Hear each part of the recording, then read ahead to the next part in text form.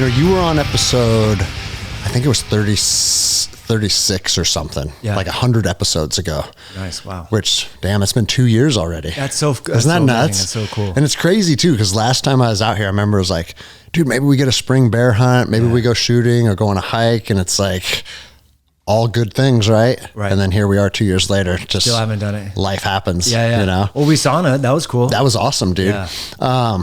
And I actually I think that'd be a good thing to start out with. But for people that are new to the podcast, because it's growing all the time, just kind of share like who you are, your background, and then we'll just have fun. Roll from there. Yeah. So long and short of it, I've been interested. I was like that weird kid that was always interested naturally in health. Like ever since I went to this health food store when I was like 10 or 11 and bought some protein powder, started reading maybe I was a little bit older, like 12, but really got into bodybuilding and fitness and stuff like that at an early age. I had an older sibling that would always be rough on me. So I wanted to get stronger for that. And then, ended up going to college, getting a degree in biology, wanted to do pre-med. And then realized that medicine probably wasn't the best career path for me. I was working in a medical clinic with a Dr. Gerard Guillory, started doing nutrition consults with him. And that was kind of like an internship. And then, got a master's degree in nutrition. And then I started out in sales, from there. I was like in my early 20s. So I was working with a lot of doctors. It was if you go to Whole Foods, there's like the retail brands of supplements. And then there's also this practitioner channel where a lot of integrative natural health doctors will sell natural products. And so I was working for one of those brands and started working with doctors a lot and realized that doctors are so busy with insurance reimbursements, charting, managing their clinic, all this stuff that they don't have time to stay up on the research sometimes. So I just started holding these workshops and like doctors would actually come and like listen to me, like share stuff. And then I was like, well, why don't I turn this into a podcast kind of thing? And then in 2014, I started interviewing those doctors because they were so smart, but didn't know how to manage their social media presence, and if I could put them on a video, they would sell more of my products was kind of like how it would work out. And then I just kept doing it. Just geeking out on it. Yeah. So it was fun, just like you have these conversations, you learn so much from the people you interview, and there's so many great practitioners out there doing amazing work. So I've learned just so much from them over the years. So yeah. Well, and I'll tell you, like one of my best friends is a physician, Dr. Brian Sheely, who's been on the show before. And he's the first to admit, he's like, when you're in like clinical medicine and you're dealing with, he runs ERs, right? So he's always dealing with trauma. And he's like, it's cool because I'm saving a lot of people's lives, but he wants to think bigger than that. And he wants to get involved in like wellness and nutrition. And he's like, it's kind of outside of our field. And so it's like, this allows you to really focus on kind of more of your passion than getting caught up in the medical scene. Cause there's a lot, it's a fairly dirty profession too. Right. Like the stuff that I hear about him always getting reprimanded and like this guy is mad at him about that. And it's like, man, it almost sounds like law enforcement to a certain extent. Yeah. There's a lot of you politics. go to work and there's lots of politics, lots of drama. So it's weird. I mean, there's that whole analogy of like, if you put crabs in a bucket and one tries to crawl out, you've probably heard this before. Oh yeah. All the other crabs will bring it back down.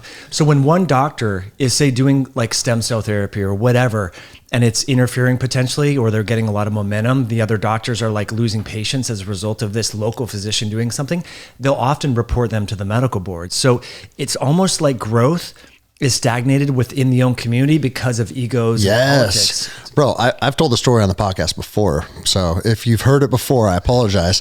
But my buddy who runs ERs, right? This lady came in dead from heart failure. And he was watching a nurse, a very small female nurse administering CPR. And he said she was small and weak and the compressions weren't deep enough. And Brian's built almost a spitting image of me. He's a 200-pound athletic man. And he goes, get off the patient. And he got on and started giving like aggressive compressions, brought her back. He got complained on by that nurse. He yelled at me and aggressively said, get off the patient. And he had to go to the review board to review the incident. Yeah. And I said, Brian, is the lady alive or dead? He goes, she's alive today. We saved her. And I was like, shouldn't that be end of discussion? Right. Like, we're not here to make sure everybody has happy feelings and nobody yelled at anybody. We're here to do a job. Sometimes you're in an extremely stressful environment and maybe I raised my voice at you. Like, it's life or death. Think about seconds count. Seconds count. Yeah. And they successfully did it. and brought her back, and there's still someone that's going to complain about how the procedure went down. And I was like, I couldn't deal with that anymore. Oh man. You know? This mindset of victimology and all of this it's infiltrated every profession. Every profession. It's insane, you know, like the tone. And I understand, you know, there has to be a workplace environment that's conducive to health, but in that particular situation, like, let's get over your ego and your feelings. Like, dude, 100%, man. It's the same thing in the military. Like, you do have to have a culture where you respect each other and you take care of each other, and we have each other's best interests in mind, and leaders take care of their subordinates. Like, I get all that, but there's also times, like you just said, when seconds count. Hey, I need you to fucking do this right now. Right. Roger, got it. Like, that's not so we can hurt your feelings. Mm-hmm. That's because something is critical. Right. But it's like, anytime someone gets taken outside of their comfort zone, they want to complain about it. And a lot of tasks to accomplish them with a high amount of efficiency involves you stepping outside your comfort zone. Yeah. So it's just a weird place, man. Yeah. But, and to complain to a review board instead of going to the person itself and saying, hey, look, to the doctor, hey, you know, next time maybe just be a little bit more calm with me or whatever. But to circumvent like the chain of communication, I find that to be interesting too. You know, bro, it gets even worse. Because he said he had an ultrasound monitor over the heart and was on top and giving one-handed compressions.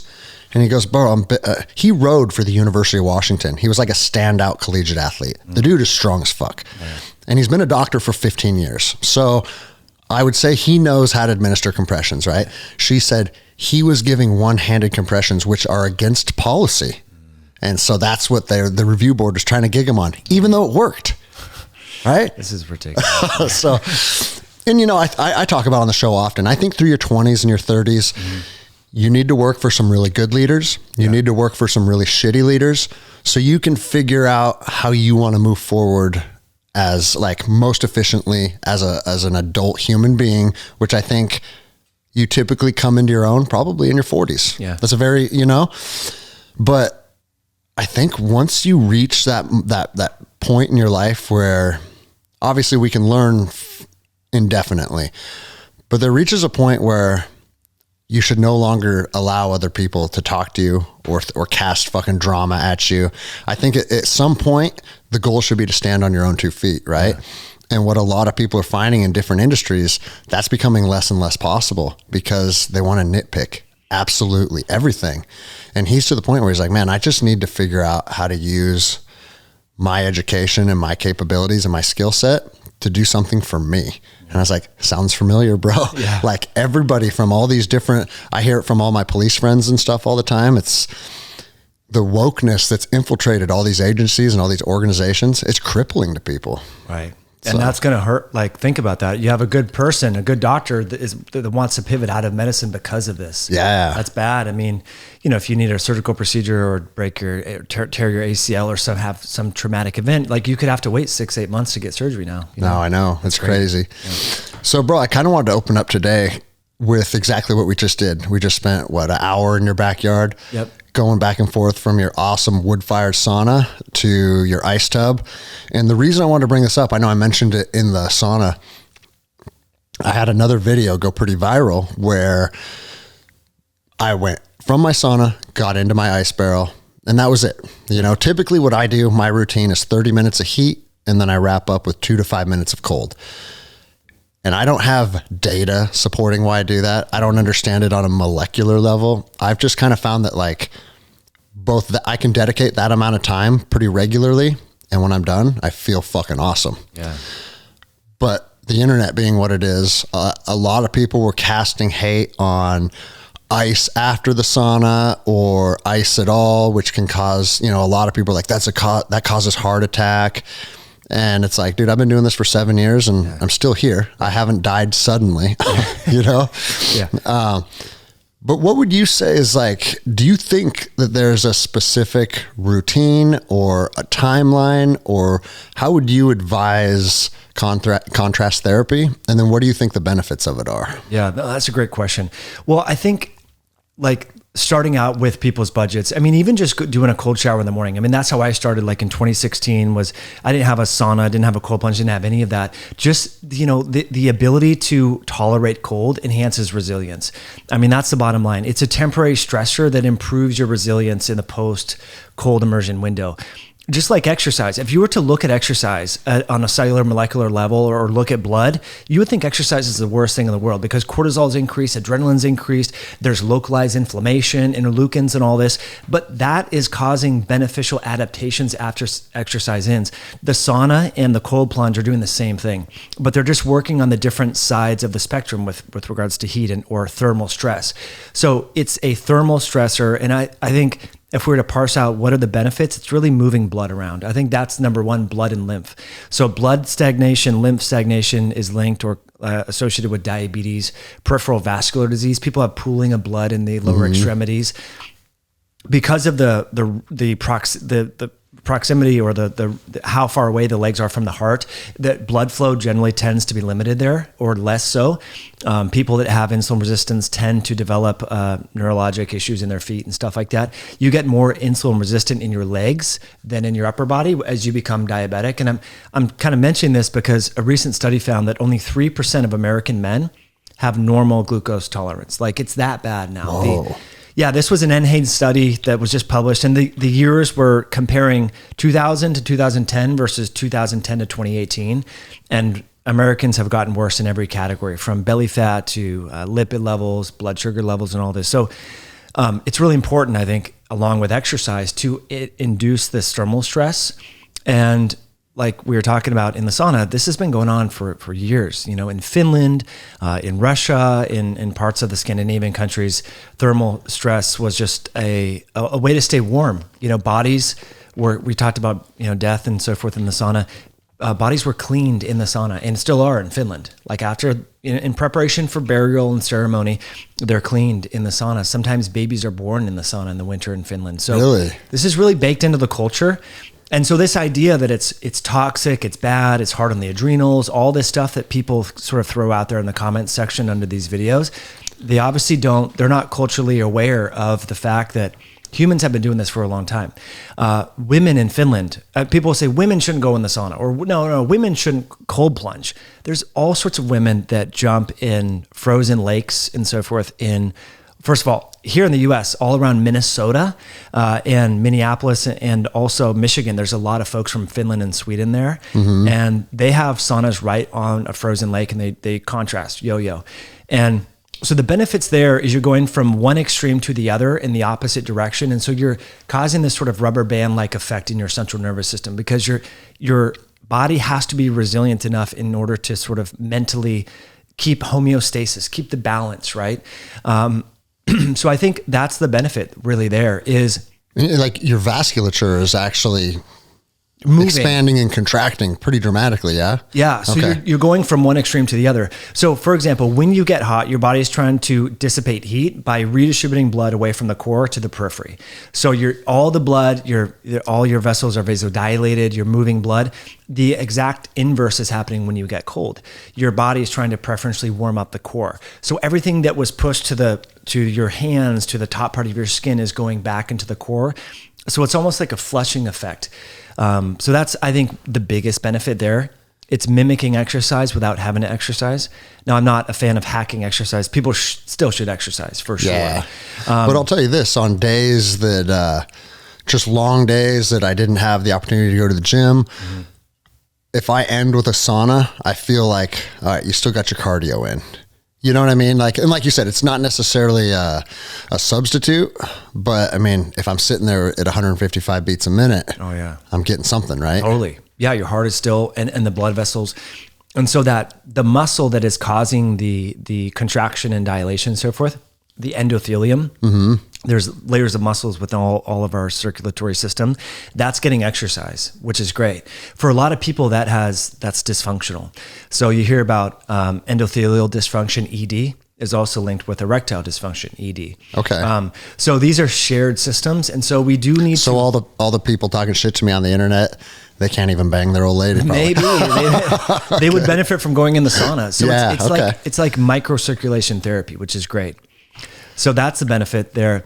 Now I understand, if people lack resilience and they can't go from one extreme to the other, then don't do it, or do a shorter cold plunge. Do what you can tolerate. Yeah. And I think, you and I talked about using intuition. Some days where you're sleep deprived, you're overstressed. This is a source of stress. So maybe you do a cold plunge for 30 seconds as opposed to 3 minutes, right? Mm-hmm. Yeah. I think what happens is people see a video where someone does 20 minutes in the ice and they're like, oh, I have to do that. And his name's Wim Hof. Yeah. Yeah. Right. But bro, I was guilty of that. And I was like, I'm going to show myself how long I can stay in. And I stayed in 22 minutes one time. Wow. And I thought that would be like somehow like a challenging mental toughness drill. And what it did is it made my fingertips go numb for 6 months. Yeah. And that's when I had that shift in mindset. I'm like, you're actually attaching your ego to something that's supposed to just be beneficial to your body. And because you did that, now you fucked your body up a little bit. Yeah. And so now I've went to the other end of the spectrum where, like I told you outside, instead of attaching a time, I get in until I feel like it's time to get out. And it's usually anywhere from 2 to 5 minutes. Yeah. And there's also days I'll dunk and I'm like, okay, today I'm just doing a dunk for whatever reason. And I've done this for 7 years. I feel like I've done it long enough to where if today I just want to dunk, I'm comfortable with that. Yeah. But for new people that are like, I get asked all the time when I post videos, people write me messages is like, how long should I strive for on my first time? And it's like a minute. Yeah. I say a minute and for no other reason than what are you trying to gain from your initial exposure to the cold is being able to overcome that adversity just from a mental toughness side, right? So if you just dunk and get out, that's kind of counterproductive to what we're trying to do here, right? But at the same time, there is, and I don't know if it's mental or physiological, but you do become more resilient to it. Yeah. And it doesn't bother me anymore. Right. Totally. Whereas I'm sure you've had friends stop by and try and get in there, and there's some people that scream. Yeah. Or they're in and out. Or they don't allow themselves to like feel that uncomfortable. Yeah. And so it's like, you have to find that balance where you are trying to hone your mental toughness, but at the same time, not allow it to become ego driven, Totally. And it's easy for things to become ego driven for me. Right. Like you're there with your friends and you're in a lake or something. And you're like, I can be the one that gets out the last. Yes, exactly. And that's also not what we're fucking doing here. Right. Have you done any, cold water exposure, like in lakes and rivers during the winter? Yeah. Don't you feel like I don't know if you saw, I posted a video. I did it in Colorado Springs up in the mountains at like 11,000 feet. We had to cut a hole in the ice. Nice. Wow. And there's just something different there. I don't know if it's an energy thing or like the ions or exchange is different or something, but the energy is different when you do it in nature. Big time. I mean, that's where I encourage people to start if they can. It's just even going in the ocean in the winter, Pacific Ocean or Atlantic Ocean or whatever with friends, because you have that social kind of pressure of other people doing it together. But yeah, there is something to that. So like here in Washington, I'll go off Mountain Loop Highway or off Highway 2 and just find a lake, even in June, where it's frozen over, but there's a little spot there. Yeah. And that's great to get in. But I think because you're moving with the water, in the cold plunge, you can be still. I choose now to move a little bit and wiggle because people talk about this little thermal layer right at the skin where the heat of the skin is causing just a layer that's touching your skin to be warmer slightly than the rest of the water. So when you're actually moving, you're brushing that water on and it's definitely harder, but you feel so good when you get out. So I think that's that's kind of where I started because I didn't have a cold plunge. Okay. And I started just doing this on hikes, in June, kind of early season hikes. I would just go find a lake, whatever it is, and go jump in. And that was kind of my reward for the hike. And I would feel great coming down and more. Actually, I think it helps with recovery. You're just moving that lactic acid buildup and everything. And then I invested like I think we talked about just a galvanized stock tank and then eventually upgraded to other ones. But yeah, I think part of it should be mental toughness because it is gritty. It does get you used to environments that are sort of extreme in nature. And then the other part of it is this, there's not enough thermal stress in North America or the Western world. You go to the UK or parts of Europe where people have wood stoves and stuff. And if they don't use the wood stove, their house is cold as heck. where they had this like burning oil system in the UK. Here, people just go from one heated environment to the other, whether it's the workplace, their home, their car, and then they never experience that cold stress. Yeah, everybody is comfortable at 72 degrees 24/7. Right. You know? And life didn't used to be like that. Bro, life, you know, you look at like primitive man, it's feast and famine. You would go through seasons. So sometimes you'd be really hot, sometimes you'd be really cold.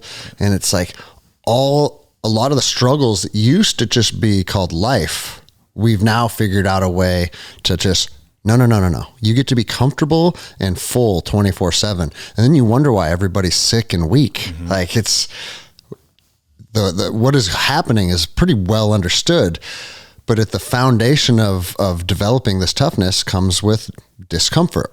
See, discomfort used to come just because that life was discomfort, but now we have to actually microdose it ourselves. I always say microdose adversity. That's one of my little slogans, because it's like, thank God we live in a time where we get to dictate this on our own, which is kind of cool on one hand, but on the other hand, man, now it's on us to make sure that we're going through this adversity. And it's almost harder, I think. Yeah. Because, dude, if when winter hit, food resources diminished drastically, and now we go hungry a little bit, I'm sure that wasn't enjoyable, but what those people didn't know at the time, it's actually making them more healthy, you know? Because now we're realizing like there's so many benefits of fasting, but it has to be induced purposefully, you know? Which is so much harder with the refrigerator right there. Especially when you got kids, and they're eating these big dinners, and you're just like, oh man, you know? No, it's so true. But to get back to kind of the physiology, because people talk about, well, we don't want to live like our ancestors, and I understand that. But there is a specific type of fat called brown adipose tissue, and it used to be thought that this was only present in babies. And so, if everyone has had a baby, you know that your child, you can almost pick them up with the fat around the back of the rhomboids trap area. Well, that becomes dormant only because we're not inducing it by way of deliberate cold exposure. Okay. So if you look at people that have insulin resistance or obesity or diabetes, they have a dearth or lack of this brown adipose tissue, which has a lot of metabolic health benefits, from improving insulin sensitivity, from decreasing inflammation. It's very metabolically active. And it's brown because it's just packed full of mitochondria, right? Exactly. Okay. Yeah, that's part of it. See, Ranger's red a little bit. Yeah, it's awesome. Yeah, but I mean, and that's energy. It's energy. So what's unique about, you want your muscle cells to be very coupled. Like you wouldn't want your muscles to waste energy, because you want the muscles to be able to utilize that ATP for contraction, but you want your fat cells to be uncoupled or wasting. So that mitochondria, the energy that's like funneling through there is not being basically it's uncoupling. It changes how the mitochondria is functioning. And so it's creating energy as opposed to, releasing energy in the form of heat as opposed to making cellular energy in the form of ATP. If that makes sense. So taking the foods that you eat. It barely makes sense, but it makes sense. Like it's wasteful. It's like it's hard to explain. It's like a furnace. It's an intracellular furnace. It's using that same energy system, the mitochondria, that the muscles use to make energy for contractions. But instead of making the ATP, it's just wasting it as heat. So it's basically, some of the food, like empty calories that you eat, it could be converting that into just heat to warm the body up. So that really helps, I think, practically for people where they're like, I'm cold all the time, or I hate the winter, or my hands are always cold. It helps improve your feeling of well-being when you're in environmental extremes, like during the winter time. It makes that more pleasant because you have your brown fat warming you up. Got it. And in so doing, you improve insulin sensitivity and all the things. So yeah, brown fat is very metabolically active, and most people, they don't have distinguishable amounts of it. It's like dormant, but is there some scan you can tell to like see what types of fat your body's holding on to? Yeah, I think most labs use like a PET scan. So you can run in a radio labeled glucose and then look at that under imaging, and it will show you where that goes. And so I don't think practically you can go to a lab now, but this is more used in studies where they'll put people in cold immersion tanks for 8 weeks at a time, or not continuously, but like three days a week, and then look at the changes, then have a control group and see that there is an induction where your white fat, so you have the brown fat, you have beige fat, and you have white fat, where your white fat can convert to brown fat, where it gets beige, so to speak. So it enriches in the mitochondria, and that's important because most of our fat cells become overfilled with lipid droplets, and like with obesity, they get expanded, they become hypoxic or devoid of oxygen and create all this inflammation. So we're really helping the fat cells become healthier by doing this cold immersion. Okay. Something that you said is people will say like, well, I don't want to live like our ancestors. Right. And I see this comment very often when people are like, dude, primitive man's life expectancy was 35 and now it's 75. So why would I want to put myself through any of the shit that they've went through? Right. And it's like, I would argue that, well, while they were alive, their body probably functioned at a much higher level, but there are aspects of living back then that came with a lot more danger. Mm-hmm. And I read one thing where it said like the life expectancy was an average and tons of babies and small children died. So it's like, but if you could make it through that phase, they would actually be like, they would have decent longevity and be pretty robust throughout their whole life. Right. But do you have any thoughts on that? Just to counter the haters? Yeah, no, I think, the reason why people died shorter lives was because of infections and things like that. So for example, you or I go out in the woods. I mean, I know you like to work on your property. I like to do woodwork. I've cut my hands a million times and gotten an infection, right? And that's where Western medicine comes in. You can take some Z-Pak or erythromycin and, that doesn't go systemic. Yeah. So I think, just doing small little silly things like that would kill people because you would get a systemic infection and you would eventually die. So thankfully we have Western medicine for that realm.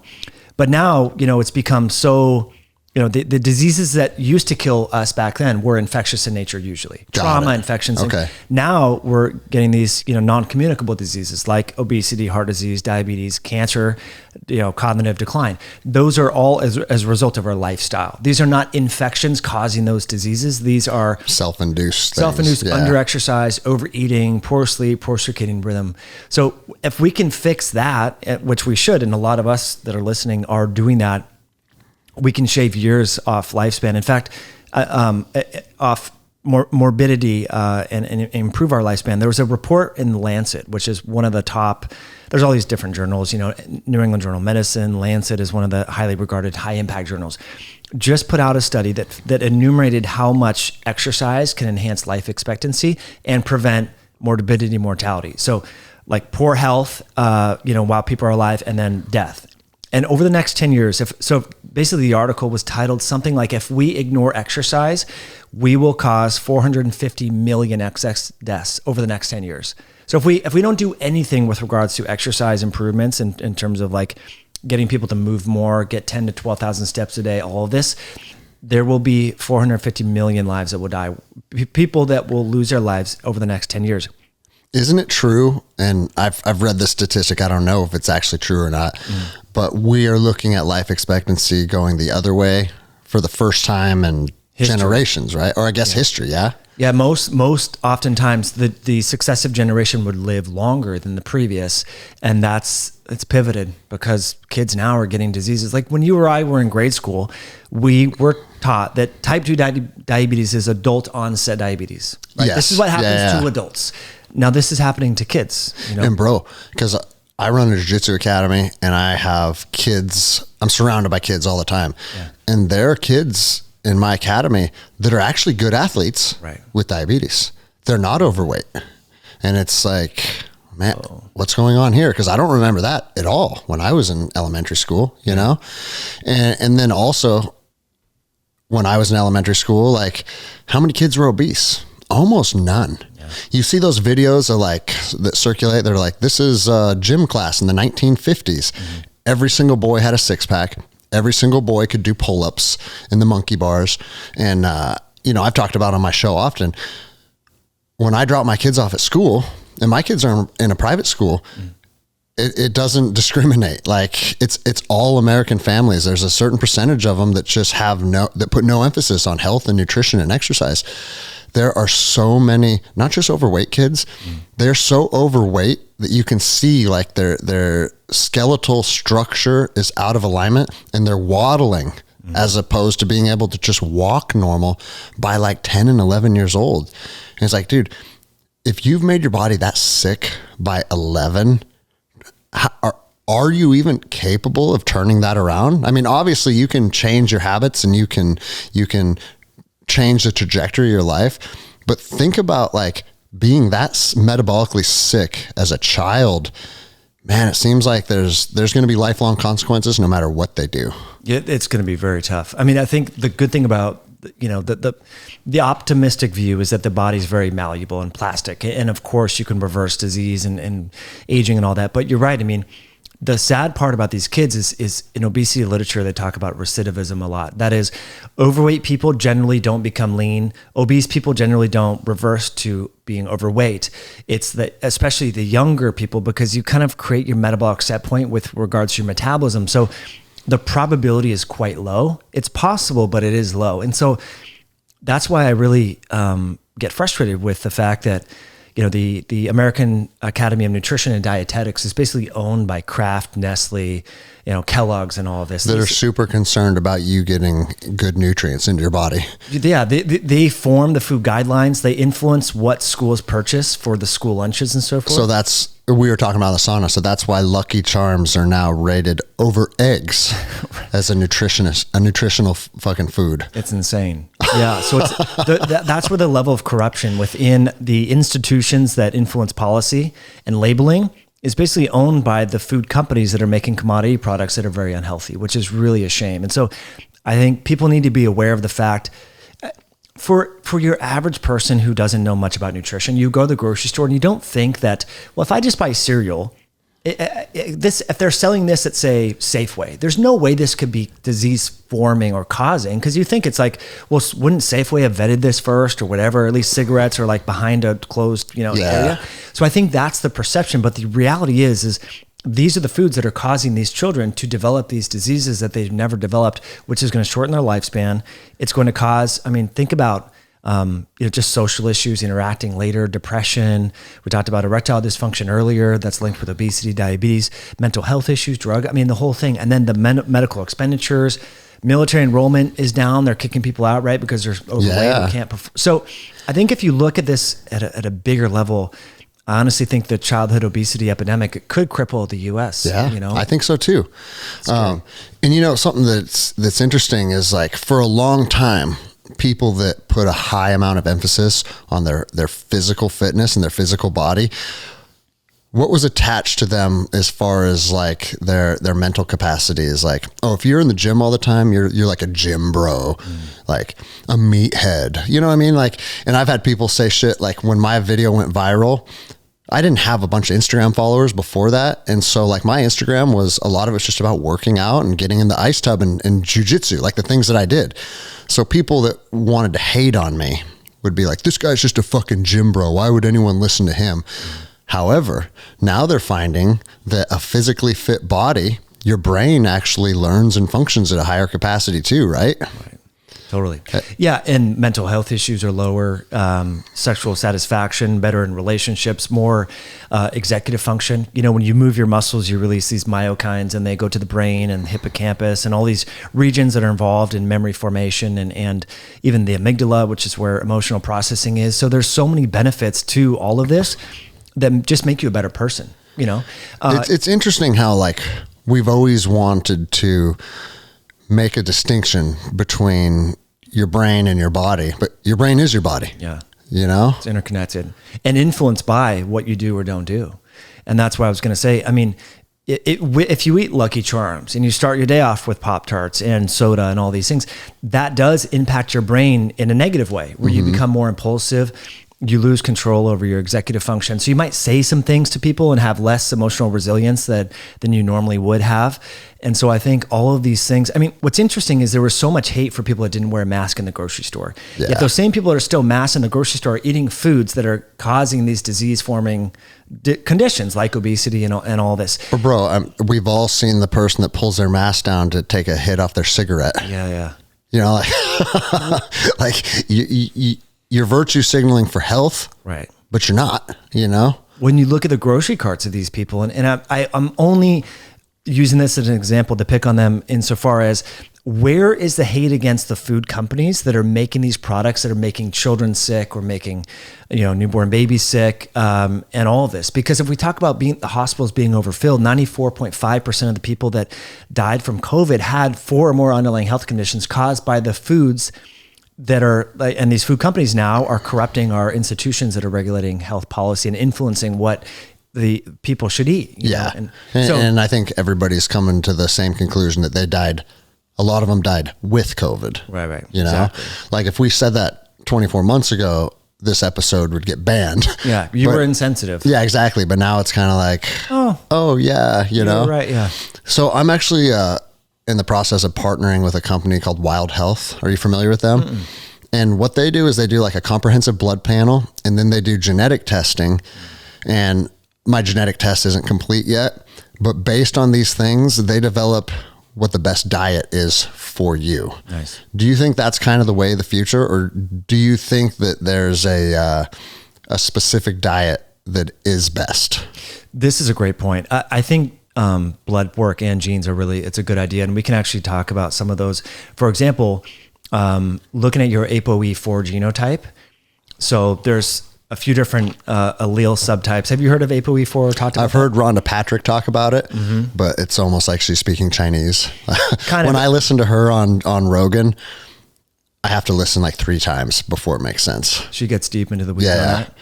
But this is a gene, and we get one pair of this gene from mom, one from dad. And based upon which version of that gene, that impacts how lipids are translated or transported through the body and may predispose us to Alzheimer's disease and things like that. So I think people with an ApoE3 or a 3-4 or a 4-4 genotype might do better on a lower carb style diet. Okay. And I know that's sort of like conflicted in the literature, but there is more research showing that because if you have 1 or 2 copies of the ApoE4 allele, your risk of developing cognitive decline and dementia and Alzheimer's is much higher. So people with that genotype should be a little bit more sensitive to head trauma, for example, in jiu-jitsu or other high contact sports. Okay. And then also may consider exogenous ketones, a low carb style diet. And then also just looking at standard labs. I encourage men, especially because as men, we don't menstruate like women. So we tend to accumulate iron. And so men have generally higher blood viscosity. And so running labs once a year is a good idea. And you can look at your hemoglobin, your hematocrit, your RDW, your iron, your ferritin. So these are kind of like the 5 parameters that would influence blood viscosity. And I find for a lot of athletic men who eat meat, live a life kind of like you and I, we tend to run on the higher end on our blood thickness or the viscosity of that. And so if you find out that maybe your hematocrit and you live at sea level, say 49%, which is you or I living at, 500 feet, we don't need a hematocrit that high unless we're trying to compete in the Tour de France. And so we would benefit from donating blood. Like I donate blood once or twice a year. Okay. Because what it does is you're pulling out your red blood cells, and that's a component of blood viscosity.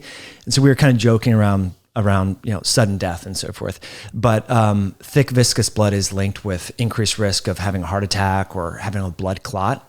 And doesn't higher testosterone make your blood more viscous? It does, yeah. So most people that go on TRT, for example, would have thicker, more viscous blood because testosterone influences erythropoietin or EPO. Okay, yeah. And EPO does make your hemoglobin and red blood cells and all that. I actually wrote a report on EPO when I was in college. So nice. I'm familiar with that one. Cool. That was a big, all the guys on the Tour de France were on that. Totally. And some MMA fight. Oh, who was it? A big MMA fighter got busted for that. And it was like this big deal, you know? I could see that because that's, there's some anaerobic stuff involved, but it is really aerobic. I mean, you're fighting intensely for a long time. Yeah, of course. So that would imagine aerobic. And, you can buy those like altitude tents, they were, it was USADA was actually at one point considering altitude tents as a PED, right? But then they're like, but what about the fighters that literally moved to Big Bear for training camp? Because it's the same thing, right? And it's like, well, yeah, that's ban them. Yeah. Now we're going to dictate where people train. Like, where does it end? Yeah. Bro, I always say like, and this is just me because I know that like, anabolic steroids, they will obviously help you recover. They'll make you stronger. They'll make you a better athlete. but the art of fighting is so intricate to technique that like, I don't fucking care. Yeah, if those guys want, put whatever you want in your body, and then I want to see who the best fighter is, you know, but everybody has their opinion on that. Yeah. I just think, like, I don't think people have this misconception of like, if you take a cycle of steroids that you're going to be able to beat the shit out of somebody that you normally wouldn't be able to. Not really, not really the case. Well, I have a funny personal story on that. So I did steroids in college, and I had a buddy who's a lot smaller than me, but he was varsity wrestler and went to state and all that. And we were drinking. I was like I was 20 at this time, and he was 1 year older than me. His name is Jason, cool guy, and so we were at this house party and stuff, like college party, and we started wrestling. And of course, because that's what we do when we're 19. You know what I mean? Yeah. Way stronger than him. But I didn't have the technique. I played football. I didn't wrestle. So I don't know anything about wrestling. And I just, like, the first part of, like, we were fighting for like 5 minutes and everyone started watching and everything like that. And I could just overcome him with strength. But as I got tired, that's when his technique started to like impact the sort of trajectory. And he started just whipping my ass. It was pretty fun. Well, yeah. And bro, I mean, I train jiu-jitsu almost nightly. Yeah. And like one of my students is Sean Baker, who's a mutual friend of ours. And he's 270 right now, deadlifting. What did he do? He deadlifted 405 60 times for his 56th birthday. You know, the dude is a special athlete, right? But when we grapple, bro, I have 20 years of technique under my belt, and he has 1.5 or something. Yeah. Doesn't stand a chance. Right. And like, the interesting thing about Sean is he's actually a full natural athlete too, you know? Right. But my point is like, strength does play a role in a fight, right? Yeah. If you are equal in technique, well, now your physicality does play a massive role, but it's not like the end all be all, you know? Yeah. That makes sense. What about when it comes to, have you seen these slap boxing or slapping contests? Oh God, I want that to end. Dude, what is up with that? I want that to end. Do you think strength matters with that, or is that a technique thing? I think it's probably both because they're still, sure, it's called a slap, but it's a strike, right? Yeah. And there used to be fighters. Are you familiar with Boss Rutan? So Boss Rutan is an old school UFC champion, but before that, he was a pancrase fighter. Pancrase, your hands had to be open. So all the strikes were open palm strikes, but guys learned to generate power right here. Cause you're building a frame and you're striking, and it's some guys actually prefer that cause all the bones in your hands, they break all the time in fighters because our hands aren't meant to punch people in the skulls. Right. And so the open palm strike the guys that learn how to do it can generate a ridiculous amount of power. But have you ever boxed or okay. So, like when you're boxing or you're doing Muay Thai and you're throwing kicks, you generate power by the power is generated in the hips, right? So how you turn your hips while you punch or strike someone is what generates the power at impact. So it's the same thing would be applied to those dudes that are just slapping each other, right? Yeah. But the reason I fucking hate this sport is because fighting is the beautiful thing about fighting is learning how to inflict damage on your opponent while minimizing damage to yourself. And if you look at the greatest fighters of all time, like in my opinion, this is obviously, it's just my perception, but I look at Anderson Silva in his prime. Anderson Silva would walk out of almost every single fight basically unscathed, while simultaneously knocking out his opponent.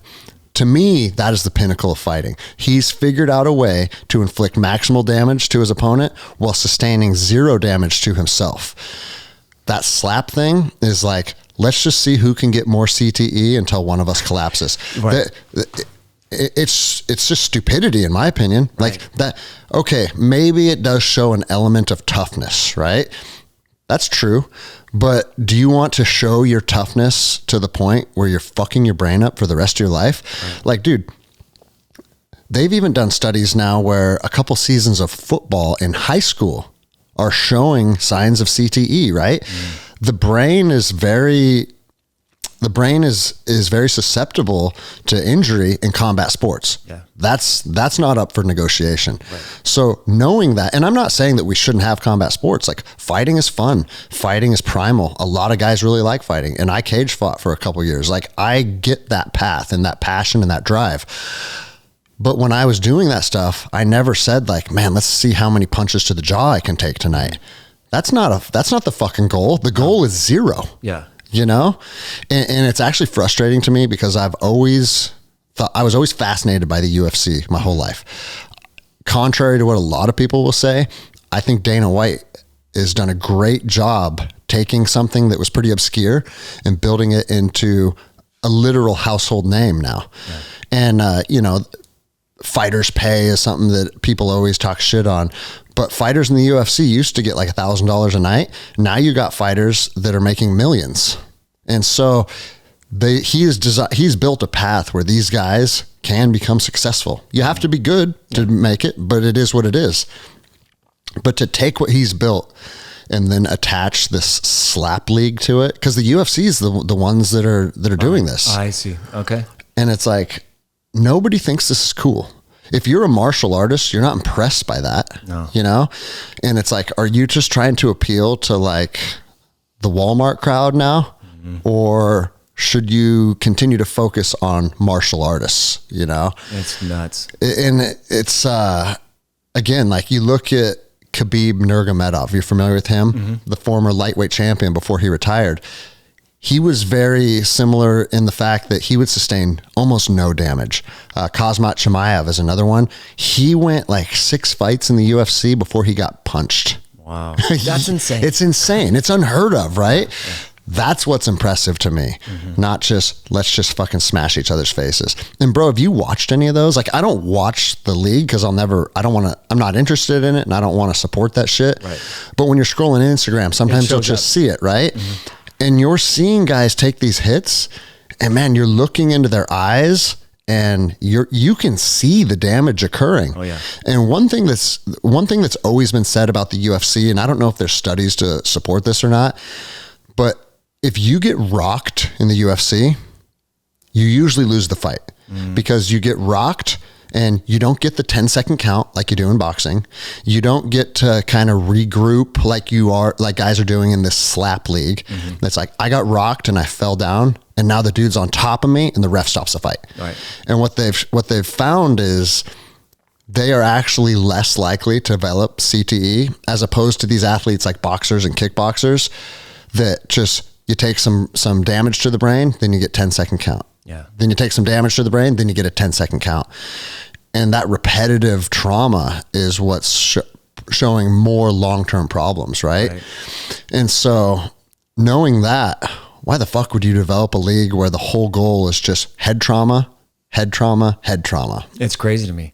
I mean, seeing the brain in slow motion, because as people know, you know, within the brain, there's all these protuberances that when the brain is suspended by cerebral spinal fluid, and then that gray matter is hitting those protuberances within the skull, the bone, causing damage. And the challenge with that on the neurologic level is neuroinflammation begets more and more neuroinflammation. So it's like a vicious cycle, like a snowball rolling downhill. So you get that repeated trauma, like you mentioned, and going back in and getting more and more, that's only going to exacerbate CTE and cognitive decline. It's crazy that this is happening now with what we know about the brain.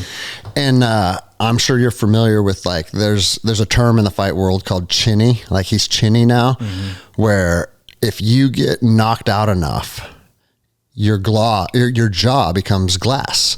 And that means you get knocked out easy. Yeah. So if you remember like when Chuck Liddell was in his reign, dude, he could eat full-on shots right to the chin by dudes like Rampage Jackson and just grit down and take them and stay in the fight. And then he started getting knocked out. And then he started getting knocked out easier. And by the end of his career, like there was a fight where Rich Franklin was like stepping away and hit him with a jab, lights out. And so I don't know if they know. Are you familiar with this at all? I haven't studied the literature on that, but I can imagine it's a protective mechanism within the brain to help prevent future trauma because there is neuroinflammation or CTE developing. It makes sense. So it's like your brain just knows like this guy is not going to stop. So we're just going to stop it for him. Dude, the whole concept of getting knocked out on like an evolutionary scale seems kind of counterproductive. Right. Like where did develop in biology where like, okay, I'm in this really gnarly fight, so I'm just going to start sleeping. You know, like, it doesn't make sense. You know, your overtaker could just take you out. But because like if a grizzly fucking hits you with its paw, I mean, I guess it's playing dead. They say playing dead against bears can be beneficial. Yeah, so maybe it's your body's like play dead mechanism. Yeah. So there's no more fight. Yeah. Cause I've never encountered grizzlies up close. I've encountered a lot of black bears and brown bears here in Washington, but, I think that is the thing to do with a grizzly. It doesn't want to necessarily eat you per se. It just wants to maul you. Well, it's just like you're in their territory, and it's very territorial. I mean, it depends if it's a mom with cubs or not. So yeah, dude, I used to live in Southeast Alaska during the summers because my dad was a commercial fisherman, and dude, since I was a little boy, I could be 10 years old or whatever, and I had a little boat that I could just take and alone or with one of my buddies, and we could just go island hopping around Sitka and stuff. And I remember this island off of Sitka. So Sitka is on Baranof Island, and it's an island in itself, but it's loaded with grizzlies. Yeah. But the littler islands off like a mile or two offshore of Sitka, my parents were comfortable with me. Like, yeah, you can take your boat out there and zip around. And I was like maybe 10 or 12 years old, and I'd just be out in the woods with a 22 in Southeast Alaska, fishing and stuff. And that was just life. Yeah. And I remember this one day, I was walking through the woods with one of my buddies, and we came up on what looked like some type of den, right? All the grass was matted down, and you can see there's like kind of a little cave in the rock area. And we heard this grizzly, and the woods are so dense that you can't see more than literally like 5 feet. Right. And we heard this grizzly start like grunting and snarling. Yeah. And it was like adrenaline. Well, bro, it's funny because like your whole life, it's like if you're ever confronted with a grizzly, like be loud, stand your ground, all that shit. 12-year-old me was running as fast as I could, right? Yeah. And then I went home, and I told my mom, and then she was mad at my dad, right? Because she's like, you said there was no bears out on those islands. And he's like, there's not bears out there. I've been all over this place. And he goes, let me grab my 12 gauge. We'll go back there. I'll show you there's no grizzly. You guys heard something else. We go back there, and there was on the backside of that den, there was a bunch of piles of shit that were like the size of basketballs. And he's like, we're getting the fuck out of here. You were right. I was wrong. You know? That's awesome. What a great experience though. Yeah, dude, it's funny, man. Like as a little kid, I would say it was either April or May, he would pull me out of school because he was a commercial fisherman. He owned an automotive shop that repaired transmissions down here. So we'd live down here during the fall and the winter. And then in the spring and summer, we were commercial fishermen. We'd leave Seattle on the boat, and then we'd live in Sitka all summer. And the schools are like, you can't pull your kid out 3 months early. That's against the law and blah, blah, blah. And my dad's like, okay, well, listen, you have two choices: to work with me and allow them to continue their education by giving them the material that they need, or you can fuck yourself and I'm taking my kids. Yeah. And so the schools would give me and my sister like our last 2 months of work or whatever and let us do it remotely. Nice. But I remember at the time, it's like, oh, fuck, I got to go to Alaska again and live on the boat all summer. Because what do you want to do on the summer as a kid? You want to ride around the neighborhood with your friends on your bike. Yeah. But now looking back, it's like, man, so many good experiences exploring all over the place because we would take that trip from Puget Sound up to Southeast Alaska, go up the Inside Passage, whales everywhere. We would go exploring all the time. Yeah. We would, that trip would typically take about 8 days, and then we would anchor somewhere in some little harbor at night and take our boat in and just go explore. Like there's an old fishing village called Buttedale. Have you ever heard of that? No. It's somewhere in BC. And it was abandoned in like, I'm going to fuck up the history of this place. I'm not sure, but it was a thriving like fishing and logging village or something. And then due to like just an economic collapse or something, literally everybody left. Wow. And it's a whole little city. And you can walk down the streets and go in the houses and stuff. And it's a ghost town. I love those. Yeah. It's cool, man. And it's funny because it's like, going and doing some of that stuff right now sounds like exciting as fuck. And as a kid, I thought it was almost like a punishment. Right. It's funny. I was actually telling someone a story about this last night because I was walking through this house in Buttedale, and right in the middle of the hallway was a pile of shit that was literally like 3 feet high. Wow. And I was like, me and my dad were like, what the fuck is this? And we look up at the ceiling, and it was where the attic access was. But there was no cover in there. And the attic was full of bats. Oh. And so that was just the one section of the ceiling where the shit could just pass through and then hit the floor, which would tell you the rest of the ceiling is filled with is underneath of 3 feet of bat shit. Yeah. We're like, dude, this thing's going to collapse on us. Seriously. That is so crazy. There's an old mining town that's abandoned off Mountain Loop Highway called Monte Cristo. Oh, I've been there. Monte Cristo. Pretty cool. Yeah. Just, you learn a lot, like, okay, this is how people live, these small little homes and their little community all together. I mean, that's what's lacking too. I think, going back to health and everything is meaning, purpose, and community. Like everyone would have a purpose there. You couldn't just go sit on your iPhone and check out for the whole day. Like if you were a kid, you might have to chop wood or go get berries or get water or do this. And so I think that stuff is so important, Bro, and I mean, I talk about this almost every episode, but I think that is why jiu-jitsu is blowing up. Jiu-jitsu isn't blowing up because 40-year-old men suddenly have this fucking crazy, overwhelming urge to be able to protect their family, right? That's a part of it. I'm not saying that's not. And if you ever need the skill set in self-defense, it works because I've had to use it. And it works to a point where it almost feels like you have cheat codes. But aside of that, how often are you going to get in fights? Like we might go the rest of our lives never get in another fight, But what people are finding is community, camaraderie, purpose, goals, like all the things that are missing, and also like not a lot of physical fitness activities are also simultaneously engaging the brain on a high level.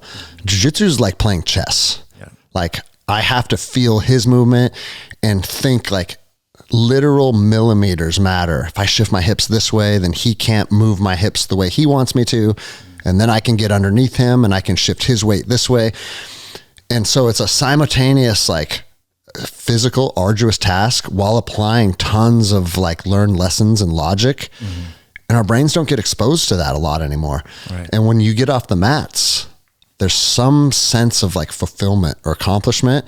And once people start feeling that, I always tell people, give it 3 months because your first 3 months, you don't even know what the fuck you're doing. Yeah. And when you're rolling live, you're typically just getting mauled by people. And like, that can be, there's a part of that that's frustrating, right? Especially for men. Like women are different because I don't think they have expectations of being good fighters. A lot of men have an expectation that they're a good fighter. And then when they go with a woman that strangles them, it's like, what the hell is this? There he goes. Yeah. Right. Even tough men. Yeah. Like one of my purple belts, his name's Tyler Stanaway. He's been on the show a lot. He is a tough human being. And now that he has like 7 years of jiu-jitsu under his belt, hardly anybody can beat him. But when on day one, he showed up, he didn't even want to train. He just wanted his children to train. And one of the coaches is like, hey, you want to give this a try? He goes, yeah, I'll give it a try. And one of our girls strangled him. And this is a true story. He said on the drive home, because him and his wife were there for their children. Oh, yeah. He goes, on the drive home, I fully expected my wife to ask for a divorce. Really? Because she looked at me as the protector of the family. Right. And she's always bought off on this, like, I am a strong, tough, capable man. And then she just watched me lose a fight to a woman. My marriage is over. Yeah, she probably didn't care. She didn't. I don't think women care. No, that was the narrative that he put in his own mind. That is wild. And now he's badass. Well, he's so badass, and that's because that feeling of being out grappled by a woman haunted him. It haunted him, and he's like, okay, I have 2 options: hide from this and pretend it didn't happen, or find a solution to this problem. And he found a solution. He's a fucking problem now. Wow, that's amazing. Sometimes we need that motivation through, diagnosis of a disease, or like you said, getting blood work and seeing something objective that kicks you in the ass a little bit, Yeah. Well, I say this often too. It's like the mats won't show you who you are. They will show you who you aren't. And like a lot of people have a misconception of who they are or what their capabilities are. And then when you have a deficiency just have a spotlight shined right on it that is no longer negotiable, that's kind of like an awakening for a lot of people. Yeah. And everybody that has fallen in love with jiu-jitsu has a similar story to some degree. Mm-hmm. I have almost the identical story, except it wasn't a woman. It was a Navy SEAL to me, right? And so it's like, maybe that's a little easier to take for my ego, mm-hmm. but it wasn't, because I was an Army Ranger and we're rivals, you know? But no, this guy was a highly trained fighter, and I was just a guy that worked out. There's this big misconception that special operations guys know how to fight. Mm-hmm. We know how to fight with our weapons, with our squad, with small unit tactics, like laying in ambushes. Raids, recons, and ambushes are like the Ranger specialty, right? But little to almost nothing, or that has little to nothing to do with like hand-to-hand combat. I mean, hand-to-hand combat hasn't been a thing since the invention of firearms, right? And even before that, it was hand-to-hand combat, but with knives and swords. Mm-hmm. So like just man on man, that's not a big part of modern warfare. Until recently, not because you're finding yourselves in more hand-to-hand altercations on the modern battlefield, but what people have found is fighting in a dojo helps hone your warrior spirit, mm-hmm. and it helps hone your ability to remain calm under like intense pressure. And so a lot of guys in those communities are now buying off on the necessity of MMA training or jiu-jitsu training. But it wasn't a part of our like official training. As a Ranger, if you wanted to learn jiu-jitsu, you had to do that on your own time. Mm. And I was deployed to Ramadi, and a SEAL that was on our base said, "Hey, do you want to do some rounds with me tonight?" And I said, "Rounds of what?" You know? And he's like, "Dude, like fighting rounds." I said, "Fuck yeah, I'll do that," with the full intent of like being a good fighter. Yeah. And then I realized I thought I was a good fighter because I got in altercations with drunk college students in bars. Mm. And typically if you're a better athlete, then you win the fight. Yeah. But when you go against someone that has technique, you are a child. And bro, it was a hard pill to swallow. This dude just beat the shit out of me, and I couldn't stop it at all. And it was like, I remember like it was yesterday, sitting down and like, okay, whatever this guy has, I need that. Yeah. I don't know why I need it, but I need it. Right. And that was 20 years ago. Like I've been amazing. Fucking geeking out on it ever since. And when I leave here, I'm going to the gym to train and teach. Yeah. You know what I mean? Like that's my life now. Yeah. But it's like you said, like that epiphany, that aha moment that can be established on the mats or from a fucking diagnosis or whatever, it lights a fire in people. Yeah. And it's cool because it should, right? Oh, totally. We should have that motivation, you know? Yeah. And that's why I think it's good for people to try different sports or train with someone that's more, you know, a better athlete than you, lift weights with someone that knows more about it. It humbles you and it creates that motivation. And I think we need that in this world where there's hyper palatable processed foods all around us. Then it becomes easier to make that decision to say, you know what, I'm not going to have the cookies, or I'm not going to go out with my friends because I need to recover. Bro, that's so true. I tell people that all the time that become members of the gym. I was like, if you fall in love with jiu-jitsu, inevitably it forces you into a healthier lifestyle. Because if you come to practice dehydrated, practice sucks. If you come to practice with like low energy, practice sucks. If you come to practice feeling super tired, practice sucks. So it's like, okay, what things can I do off the mats to mitigate these problems so I perform better on the mats? And it's exactly what you said. It's all the stuff that comes with the lifestyle of jiu-jitsu. Another thing that I think makes it very intriguing to adults is our culture, for whatever reason, is like, from this age to this age, you're in preschool. From this age, you're now in middle school, and then you go, or elementary, then middle, then fucking high school, then college. And after college, you go into the workforce. And it's almost like we're done learning now. Jiu-jitsu triggers a part of your brain where it's like, oh, I'm starting something new that I know nothing about. And I'm a learner again. I'm a student again. Mm-hmm. And there's something about engaging that part of your brain, like doing something new, is powerful. Totally. And I think people should be fucking learning shit their whole life. Oh, totally. Do something that you suck at regularly. Right. You know? And don't let your ego get in the way. And like, I know there's only so many hours in the day, and it's like, I don't necessarily want to be like what's the saying go? Like a jack of all trades, but a master of none. Like I get like you only have so much energy to give, but every once in a while, step outside your comfort zone and learn something new. Because I think that our brains want to do that. Well, it's neuroprotective.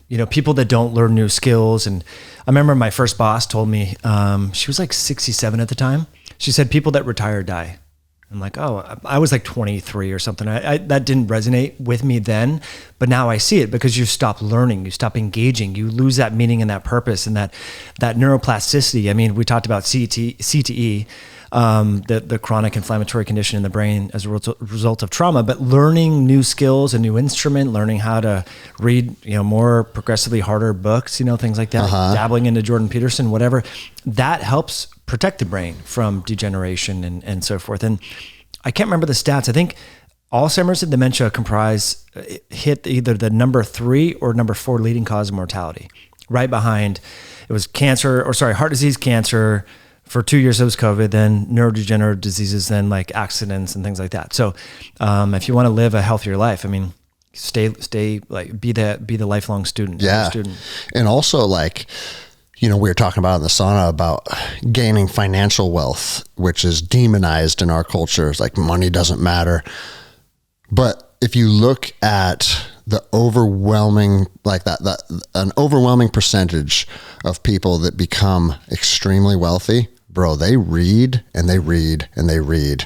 And it's like, there are people that are reading 100 books a year or whatever it is, and that is often seen consistently with high performers. Mm-hmm. And so is it like they're wired to be high performers, so they read all the time, or is reading all the time what's making them a high performer? Probably the latter. Yeah. And like part of 75 Hard, again, man, we talked about all kinds of stuff before we started recording, but part of 75 Hard is 10 pages a day from they say a self-help book, but it's not like the woo-woo self-help shit. It's like just things that help you grow as a human. So it can be about fitness. It can be like, I read James Nestor's Breath book, like things like that. Right. And, you really realize, man, just 10 pages a day has a pretty substantial impact on your life. Yeah, it's huge. Well, I mean, just you learn a few new words, right? And then you look up those words and then you find related words and you start incorporating that into your vocabulary. I think it's really important. And yeah, the challenge of our time is not being on screens when we could be reading. Like we talked about our ancestors. Oh, we don't want to live like our ancestors, but they didn't have this 6-hour-a-day distraction called Instagram or, and Isn't so that I nuts? think that's where these programs like 75 Hard or something like that, or just unplugging, it gets you back to doing what people would normally do. You didn't have television. What would you do? You'd read or play games with your family, play cards. Well, dude, one thing I was wondering, like, was there a time in history, like when big publisher companies started mass producing books where they became, and then everybody became literate through like education systems? Was there ever a generation where it's like, all my fucking kid does is sit on that chair, sit at the table and read? Right. Like, because it would be new. Yeah. It's like when I was your age, we were out building forts and all you want to do is read books. Like I bet that probably occurred at some point in history. Yeah. No, for sure. Dude, something else I wanted to get your take on is, well, I guess real quick, you mentioned Jordan Peterson. Mm-hmm. You see what he's going through? Yeah, it's crazy. It's so Dude, insane. It's predictable though. Yeah, one of the greatest philosophers of our time can't say something about his prime minister that has a negative connotation to it. It's ridiculous. And they're threatening his license over it. Right. And the thing is, like, what all you dummies don't realize is you're just giving him more press and giving him more, they're putting more eyes on him than not, because he's not in a place where he has to bend a knee anymore. No, he's self-made already to the point where take my license. Yeah. I mean, he probably doesn't even have the time to clinically practice. Yeah, exactly. Like whatever. So it's just fucking semantics at that point. But they're pushing the pendulum like we talked about with vaccines, with all the mandates and everything like that, there's more skepticism about the whole category of vaccines than before. So you push the pendulum and say no one can speak bad about the government or criticize decisions that are in hindsight now provable to be harmful, right? And also not as effective as they were promised to be. And not only not as effective, there are, and I would love if you have more, if you can articulate the data on this better, but they're starting to say that because of the way that the virus mutates, is that the vaccine is making people more likely to get sick from COVID. Yeah. So not only not a high like percentage of efficacy, but literally making you more prone to COVID. Yeah. Well, especially with repeated mRNA vaccines. This was an interesting study in Science that just came out. So we've all heard of antibodies, right? Fauci was on saying, wait, we need more antibodies, the better, which is actually not true. Going back to blood viscosity, a major contributing factor to increase blood thickness or viscosity is antibodies. Your IgG antibodies do increase blood viscosity. So that could be why we're seeing clottings with COVID and with all the vaccines. But that being said, repeated mRNA vaccines have been shown to pivot your IgG antibodies. There's different subtypes of antibodies, IgA, IgG, IgM, and so forth. But your IgG antibody category has 4 different isoforms, IgG1 through 4, IgG1, IgG2, IgG, and 1 through 3 are protective. So you and I get COVID, we're going to make IgG antibodies to the spike protein, to the nucleocapsid, to all these elements of SARS-CoV-2, which would help prevent a reinfection, make the reinfection less symptomatic, right? But people that are getting these repeated vaccines, what's happening is the immune system is saying, okay, we've seen this antigen over and over again with the primary vaccination series, 2 shots, then the 2 boosters and whatever else. So your immune system is saying, we already know what this is. We're going to pivot the IgG subclass to the IgG4 antibodies, which are non-neutralizing. So what that means is when you get exposed to even a more benign variant like Omicron, your immune system is not mounting this adaptive immune response. So people are getting sicker from a more benign virus if they've had all these different repeat boosters and so forth. And this was recently shown in the journal Science. And we know a lot about IgG class switching of these antibodies from beekeepers because they're constantly exposed to the bee venom. Okay. So the immune system says, all right, screw it. We're just going to pivot the antibodies to this IgG4. So it's been known for a long time that the immune system has this ability to create non-neutralizing antibodies, meaning the antibody is kind of like a lock and it will key into the antigen, like the spike protein on SARS-CoV-2, but instead of it's not going to neutralize that anymore. So meaning that these people are losing their adaptive immune response to COVID if they're getting these repeated immunizations, which is a problem because COVID's not going away. So they're going to get exposed to the spike protein if they get the infection anyway, but if they keep getting the boosters, and that's why I think in Denmark and other countries, they've actually found that people that have gotten two primary shots, then the booster, actually have more symptomatic infections compared to people who haven't had any vaccines whatsoever, because you're not just hammering that immune system with this. Scientists used to refer to this original antigenic sin, where the OG virus of SARS-CoV-2, that spike protein had a certain type of amino acid sequences that your immune system recognized, and that's what the vaccine was encoded to deliver. But as the virus has mutated into Omicron and so forth, the amino acid sequences are different. So your adaptive immune system is remembering the old strain, not the new strain. And so that's why some people might get even more sick now. So I think in light of this information, the suggestion to immunize children and low risk people just doesn't warrant the evidence, because but here in America, we're still saying vaccinate everybody, right? Still, yeah. But I think people have woken up to this. I think they have too, but it's like, at what point are our actual government officials, like, it's just like none of them have the humility to be like, hey, you know what? I think we made a bad call here. Yeah. Like, why is everybody lacking that ability? Especially to the point where they're finding it to be detrimental. Right. Yeah. And what's even more fascinating, it's like, you mean a drug that was rushed to market that didn't have, like we said in the sauna, hey, did any of your clinical trials show to reduce transmission? Oh, actually, we didn't study that. Right. Oops. Oh, whoops. Yeah, we forgot. Even though we said that everybody's on, Pelosi and Biden, everybody's up there. It's like, this isn't about you. It's about keeping your neighbor safe. Oh, actually, we didn't even study that. Right. And it's funny, man, because that's a huge reason why I wasn't comfortable taking it. You mean this brand new vaccination that nobody really knows anything about. Yeah, I'm good. I'll pass on that. Yeah. And now here that we have 30 months of data, they're finding a bunch of problems with it. Why does that surprise anybody? I know they do act surprised, I think. And it's like, dude, a guy that, like has no background in this stuff, just common sense says, okay, this probably doesn't make sense. Right. Well, especially you and I, we got COVID early on in 2020. So, and we didn't die, didn't go to the hospital. So it's like, why did we feel that we needed to have this enhanced protection from something that is so novel when our immune system already surmounted, we already recovered from this thing? Yeah. So it's crazy. So I think, again, all these policies, going back to the Trudeau thing with Jordan Peterson is all of these sort of irrational policies have caused people to question. And unfortunately, it's causing loss of trust in our institutions. Joe Rogan got a lot of blowback for having people like Brett Weinstein on and Peter McCullough. Yeah. Like, oh my gosh, there was this whole... the most published cardiologist ever. And what would he have to bring to the table? Yeah. And maybe he's wrong too, right? Like, but why can't we listen to his opinion? As soon as you have to shut down other people's opinions, that makes you want to take a step back and be like, okay, there's more going on here, because never in the history or any time in my lifetime did we just say, nope, the other people can't have opinions. Right. That's never been how it is. It's the opposite of that, especially in science.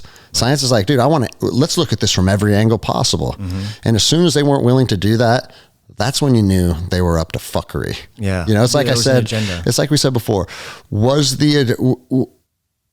in its foundation, was the agenda just about making billions of dollars? And now we're seeing problems with it and like, oh fuck, we fucked up and people are dying. Mm. Or maybe that was the agenda from the beginning. Who fucking knows? But regardless, man, it's out there now. Yeah. This shit's not good for you. Right. And the data's coming out. And there's even people saying now, like, and maybe this was just a trolling article, but did you see the one that's like blaming the unvaccinated? The unvax knew something that we didn't, and they didn't fucking say anything. It's like, motherfucker, I can send you 100 podcasts where I said this doesn't make sense. There were lots of people screaming it from the mountaintops. 100%. But it's like, it's weird. People are tribal, and you attached yourself to a team. Mm-hmm. And if your team was pro-vaccine, nothing else mattered. Right. Right. But going back to the institutions, I think we don't trust now our FDA, CDC, NIH, because, this coalition of activists went after Rogan. You remember this in the fall of 2021. Of course, dude. All these doctors, hundreds. They found an episode from 15 years ago where he said the N-word. It's like, he's a fucking comedian. Right. Like, he said it in context of a joke or something. If anyone's going to try and pin racism on Rogan, mm-hmm. You obviously haven't watched 1 minute of any of his material. He's about as genuine of a human as you can get. And love him or hate him, he ain't a racist. Right. But guess what they did? They tried to pin that on him. Yeah. And that just shows you how silly the system is. Mm-hmm. It's bad.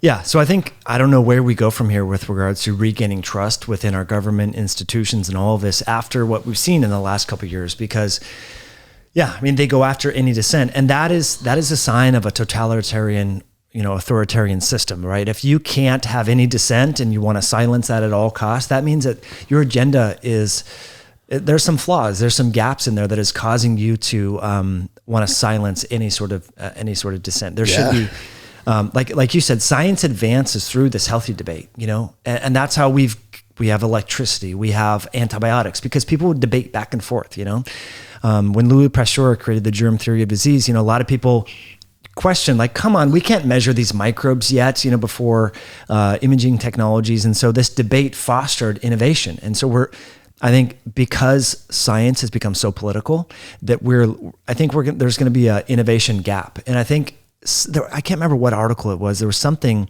talking about the new papers that have come out in the scientific community.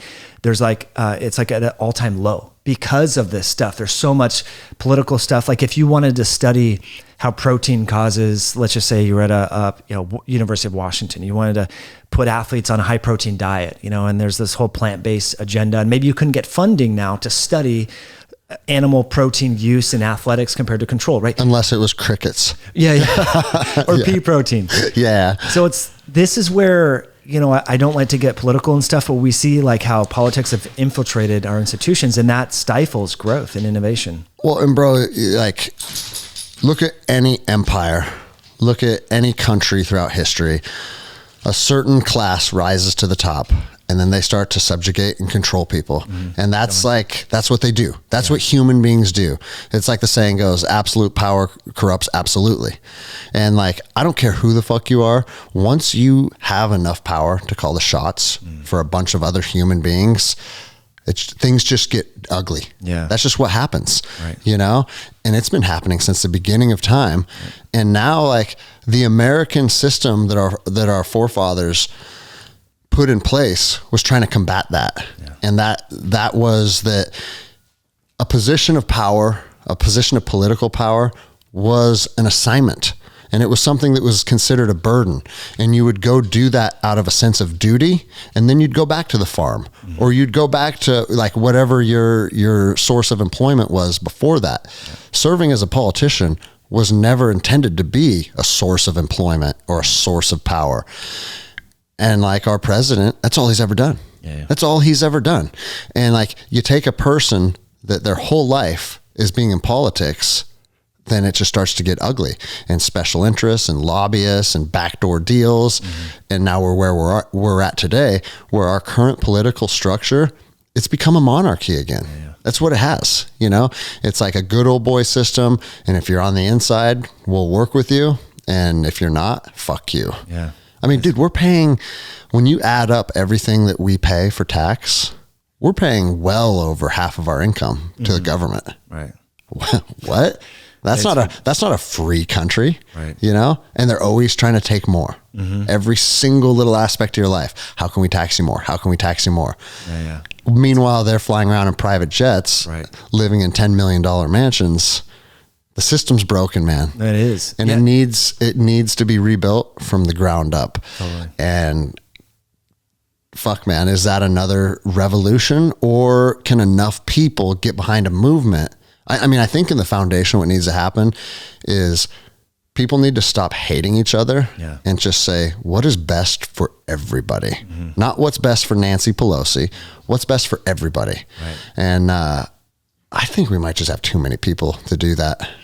Well, I think there's lack of critical thinking and the identity politics, getting people to think outside of their political ideologies is tough. I've seen that in Washington a lot, unfortunately. So, and bro, the older I get, the more I try and look at things objectively, because I'm part of that too, to a certain extent. Right. Like we live in our own echo chamber that we've created. Yeah. So the people that we surround ourselves with more often than not are pretty like-minded, and it makes it hard to look at things from the other side. Because like when I look in the mirror at night, I feel like I'm on the side of right. And I'm not saying like right versus left politics, like the correct side of history, right? And I hope that I am, right? But the people that are on the far other side of the spectrum, they feel that same thing. Yeah. And so it's almost like there's two realities happening simultaneously. Right.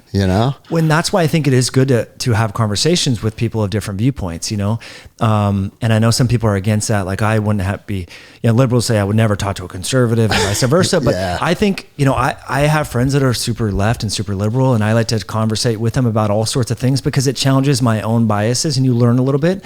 But I think we need to get back to the point where not everything is political, number one, but if things do get political, where we can have healthy discord, and talk about it, because we can learn from each other. Yes. So I think that's really helpful. But bro, also like it needs to be this, sitting on a couch, long format conversation where people really get to understand each other and understand each other's viewpoints and why they're drawing certain conclusions. Last week's episode was my buddy Joe Kent, who just lost running for Congress, very close race. And, I watched some of his debates leading up into our episode just so I could kind of be familiar with the process that he went through. And bro, these debates are put on by like television networks, and they're literally like, spinning Senator Kent, please tell me what you think of blah, blah, blah. You have 30 seconds. And he's like, starts to go into it. And it's like, Your time is up. And then goes to his opponent. Please tell me what you think in rebuttal. 30 seconds, go. And it's like, that's not an authentic conversation. What that's doing is that's just keeping people divided. It's like, I have 30 seconds to make my point and try and make the other person look stupid. And then the other person tries to rebut and make the other person look stupid. There's no, it's not moving the needle forward at all. Right. It's just this back and forth, like, it's just gross. Yeah. And then they said, for the remainder of the debate, your response can only be one word answers. Yes, it goes, yes or no, Senator Kent, does a woman own her body? And it's like, shut the fuck up. It's like, it's so clear that things that are nuanced and need to have content to it or context, they're trying to remove that and just create sound bites to where they can see, oh, he said no, or he said yes, like, and then try and paint them out to be this demon, right? And his response was, yes, to her body. One word, one word, you know? That's hilarious. These things are crazy. Fuck, man, we're already an hour and 25 minutes. That's crazy. That is wild. One thing I really wanted to get your thoughts on is the national decrease in testosterone. Yeah. This isn't a fucking conspiracy theory. This is data, and you probably have better data than I do, but it's typically like men that are 20 are half of what we were when we were 20, right? Something like that. Or a 40% drop or something. Yeah. There was one major study. It was 1 million people in Israel over the course of like 20 years, because their healthcare system is more of a kind of a national system. So they had data, and they found that there was a 37% drop between the years, again, that decades we talked about before with childhood obesity and so forth, between the years of 2000 and 2010, and then comparing that decade to 2010 to 2019, there was a 37% drop across the board. And especially, and this was age independent. So in stats, you can sort of account for these confounding variables and stuff like that. Testosterone naturally declines, but accounting for that, there was a 37% drop. And that's not a long time. No, only 10 years. I mean, that's crazy. And I think, when you go out in public and you see cashiers that are in their like late teens, early 20s, that are men, like they look way skinnier than I remember men looking like. Bro, I say it all the time on the show. And if you're one of these people and it hurts your feelings, eat more protein and get your ass to the gym. Yeah. But my physique hasn't changed that much since I was 20 years old. Same. You know what I mean? Like I was probably 185 pounds when I graduated high school, but I've never been a big person. I was kind of like middle of the road. Yeah. Right. Yeah. There was plenty of my buddies that were fucking on the football team that weighed 225 when we graduated high school, like just big, strong kids. And you go to Starbucks now and there's so many kids, they hand you your coffee out the window. And their arm, and I'm not saying this with negative connotations, I'm just saying this is what I see. From their wrist to their shoulder almost looks like the same circumference all the way up. But not only do they look frail and weak, there's like a sick look to their eyes. They look gaunt and sucked in. And I'm like, dude, what the fuck is going on? It's bizarre. I mean, I think there's a lot of explanations for it, but the exposure to endocrine disrupting chemicals in water, in food, in cosmetics, I think that's a big one. Plastics, so just avoiding liquids and plastic, So like Nalgene bottles, is that bad? I go stainless steel. Is it because remember for a long time, everything said BPA free, but there's a lot more going on than just that, huh? They just went to a BPS, or something like that. So it's still an endocrine disruptor, but maybe it doesn't have as much bad data or it hasn't been studied as well. Okay. So yeah, just stainless steel or glass is going to be the way to go. Not heating plastic in the microwave, things like that. Even just, when you go out and get takeout, you have food is wrapped, and anything that has a slick layer on that is going to be generally a phthalate or some sort of endocrine disrupting chemical. That's like, even in if you go to Whole Foods and just get their takeout, if you feel the container, yeah, it's got some of the shiny gloss slickness. So if you add heat to that or water to that, that could leach out microplastics and persistent organic pollutants. And I think what we're seeing now with regards to the kids is their parents might have been exposed to that. So they're already sort of more feminized as epigenetic influence of these chemicals being exposed to them. But that doesn't mean that they can't change their physique, like you said, with their own diet and lifestyle. But yeah, I think it's really important because we see fertility rates like, I don't remember my parents ever talking about with their friends, they had to go to a fertility clinic to have kids. No. Yeah. And now this is it's like 1 in 4 or even higher in people in their 30s have to go and like donate their eggs and do the sperm analysis and all this. And so there's definitely something going on. I have to tell a story because like my first daughter was an accident. Yeah. And my next two, I was like working on the East Coast, like out of town. And my wife's like, fly home on this date because this is my ovulation, the peak of my ovulation cycle. Yeah. Flew home. My second two daughters were one time. Yeah. And it's like having a kid shouldn't be this like human beings have been doing it since the beginning of time. Yeah. It should work. Right. Aside from like, obviously some people have certain ailments or whatnot, but 1 in 4 people can't have kids now. It's wild. And this is a major business, for these, families are getting charged 40 grand a kid. This is not chump change. And so it's a whole industry around this. So then it does bring up the question like, is there intention or what Bro, is I going know. on? Who knows? And 3 years ago, I wouldn't say that everything has this like underlying conspiracy around it. But if you don't ask at this point, based on, I think everyone can agree, the people that are in power with these major big pharma and our government, they're not on our side. Right. That's not conspiracy. That's just, come on. I think everybody should be able to agree with that. Yeah. So now that we know they're not on our side, man, what are they really doing? What's really going on? Dude, the weird thing about the low testosterone is it's why all the kids think they're gay now. Let's be honest. Right. You know what I mean? Like, no, I know most people won't say that and because like, oh, he's a homophobe. And it's like, I have friends that are gay. I have nothing against gay people. Right. But when I graduated high school, there was one gay kid and everybody knew like, hey, so-and-so's gay. That's weird because nobody else in the school is gay. Half the kids think they're gay now. Yeah. Like literally prepubescent kids, like you talked about with your daughter's exposure. Like these are kids that don't even know their sexual orientation or have the hormones that would incline them to be sexually active, and they think they're homosexual or bi or whatever. Yeah. So that rise and increase, I think people on the left would say, well, it's just safer now to come out. Nah, bullshit. It's like, no, this is how I can tell you it's bullshit because I was once a 13-year-old boy that got that initial fucking dose of testosterone that hits your veins. I've talked about this on the show plenty. You remember being a 13-year-old boy, and as soon as you got that dose of testosterone, the only thing you could think about was women. That's it. Right.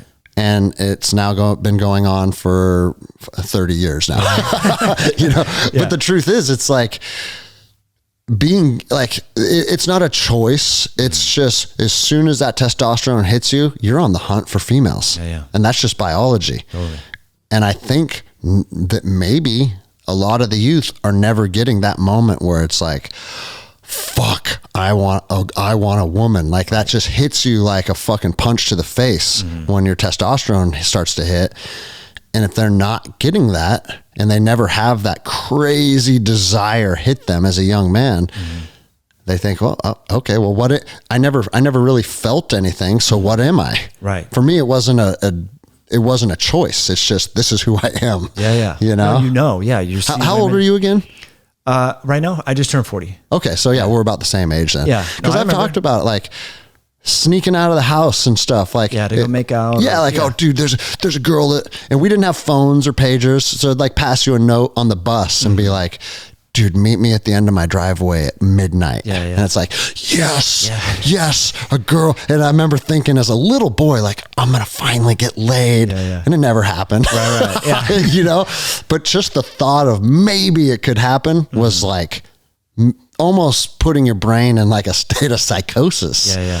Right. I don't think they have that drive for anything like that anymore. Yeah. You know? No, I agree 100%. And I think what's interesting is I've read some books about this. Abigail Schreier wrote this book, Irreversible Damage, about the rise in transgenderism. That's right. She was on Rogan, right? Yeah. Okay. I remember. Great. That should be a great one for you to have on and just read I think any parent should read that book because, when you start to put these young women on testosterone, because the prevalence of women identifying as boys is much higher compared to boys identifying as women for whatever reason. Oh, is that the case? Okay. Yeah, I wasn't aware of that. It's like 30 to 40% now of adolescents women identify as boys or non-binary.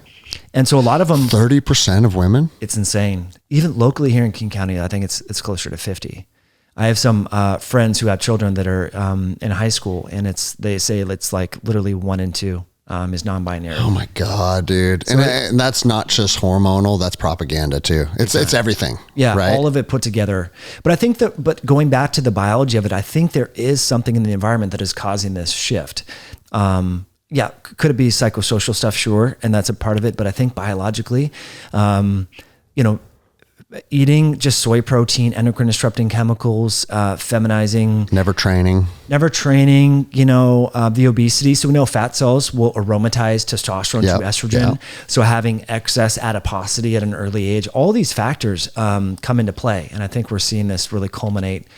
And the problem herein is when you give a child, what's the rise in off-label use of gonadotropin suppressing hormones like Lupron has been off the charts. Like if you look in the last 5 years, like doctors are prescribing Lupron to shut down the puberty process, to give the child time to sort of think about what gender do they want to pick, and that is, I think, going to cause major long-term issues health-wise.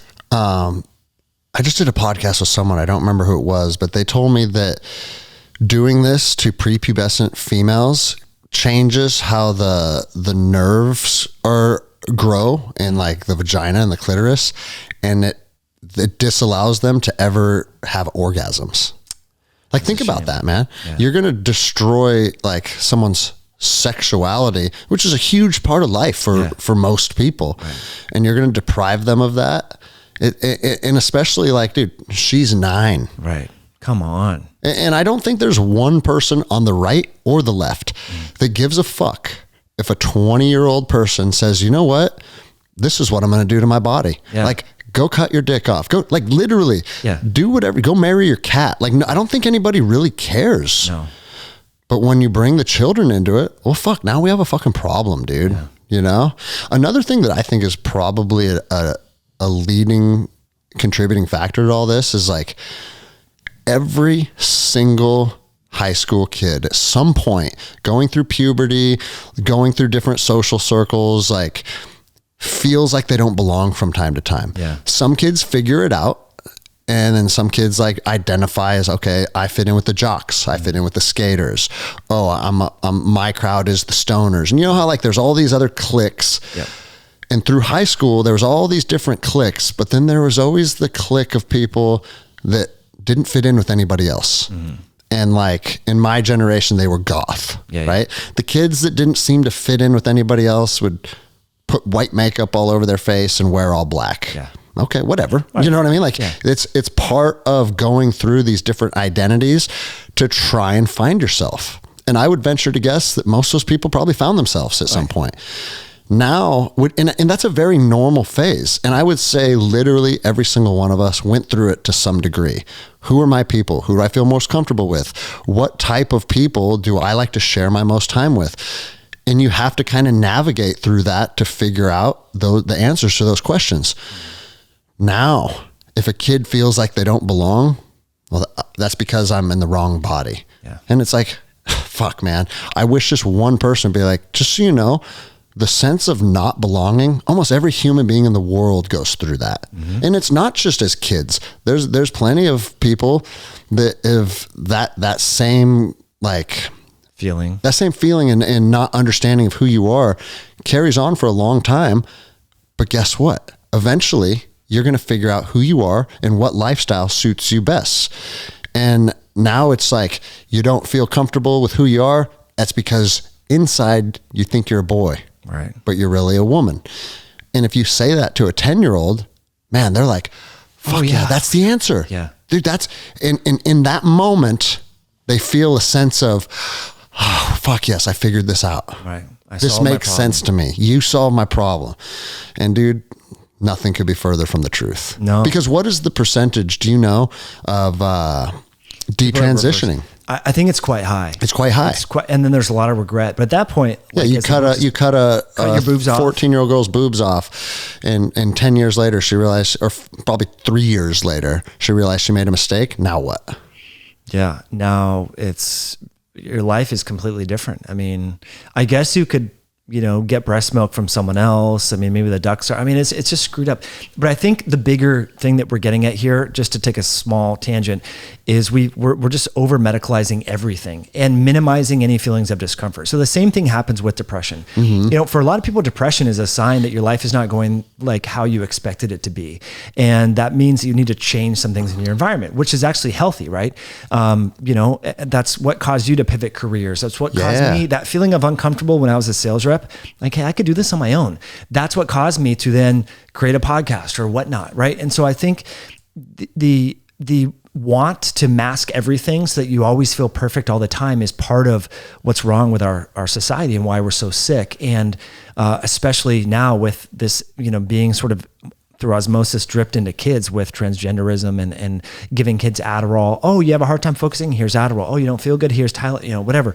So I think we need to really feel there's a lot of growth that can be achieved through those feelings of uncomfortableness or anxiety producing scenarios. Now, of course, it can be debilitating and there's certain situations where you would need to medicalize something, but the percentage of kids who are getting medical interventions for gender dysphoria doesn't corroborate with the actual percentage historically of people who have gender dysphoria from a medical, diagnosis. So, well, and are you familiar with the literature that's recently coming out saying that depression actually is not a chemical imbalance? Yeah, the serotonin story. Yeah. It is just more around lifestyle choices and like current positions in life. Yeah. Isn't that interesting? Oh my Because gosh. for a long time, we're like, oh, you have something wrong with you. Yeah. Whereas you just said is that feeling of wrong is because you're not pursuing the life that you should be pursuing, right? Like depression. And bro, I've went through bouts of depression. Same. Like I understand this stuff pretty well. Yeah. And there are times when I was like, dude, something's wrong with me, because that's the narrative that they push. But what's wrong with you is you're not expressing who you are to its full potential. Yeah. And once you do that, like, dude, and I'm not saying that I won't go through bouts of depression in the future, right? My life is going to go through ups and downs just like everybody does. Yeah. But I think once you've been through that storm a time or two and you kind of see it for what it is, and it's like, okay. And when I start feeling that, it's like, all right, I better clean up my diet. I better get to the gym. Let's be around some of my positive friends. Like I understand what the formula is to get out of it. Same. Whereas if the formula that you were told is take this medication, well, that might mask it, but that's not going to fucking solve it. Right. You'll still live the same life that caused you to feel that way. Yeah.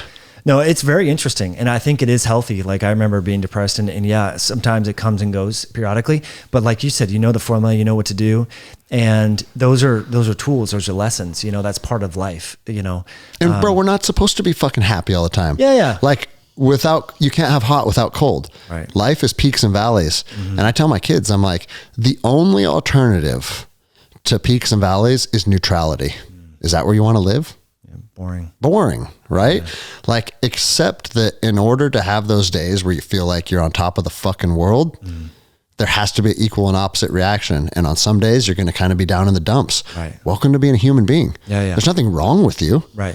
Like, every single person that's ever lived has experienced these emotions to some degree. Right. But another thing that I think it might be contributing to this is fucking, man, so many kids are spending all this time on Instagram, right? Yeah. And what does Instagram show?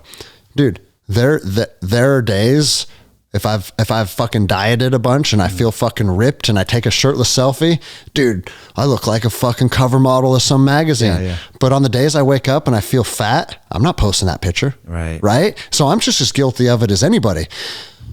But what most people are consuming through society is everybody's best moments. Yeah. So what they start to feel is, man, look at everybody else with the fit bodies, with the hot girls, with the nice cars, and then I'm just a loser over here because I don't have any of that stuff. I think that's probably a contributing factor. Big time. Yeah, that comparison mentality. Yeah. Like, I'm not living up to, you see people in a Range Rover or whatever, and you make these comparisons.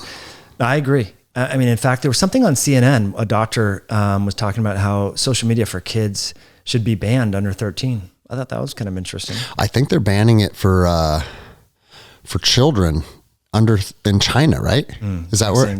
I don't know what's going on, but yeah. And it's like, man, it's a government overreach. That's an authoritarian move. Yeah. But they're probably going to take over the world one day because of it. Yeah. You know the algorithm in TikTok, how it's different in China versus here? No. No. So the kids in China, what they see on TikTok is like hardworking, exercise, people playing the violin, piano, studying. And what do they see here? All this transgender stuff and just like silly, mind-numbing things. So the algorithm changes regionally or geographically.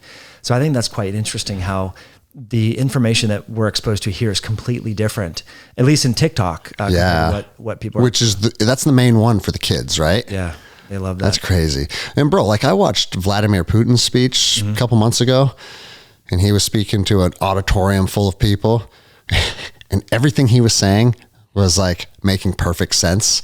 And I remember thinking like, man, the Russian president his values seem more aligned with me than our own political leaders here in the country, because he was speaking out against all the transgenderism. That was like part of the speech. He's like, in America, they mutilate their babies, they mutilate their children, and they try and act like that's like a virtuous thing to do. And it's like, it's a terrible thing to do to children. And I was like, man, everything we hear about that guy is that he's the devil. Right.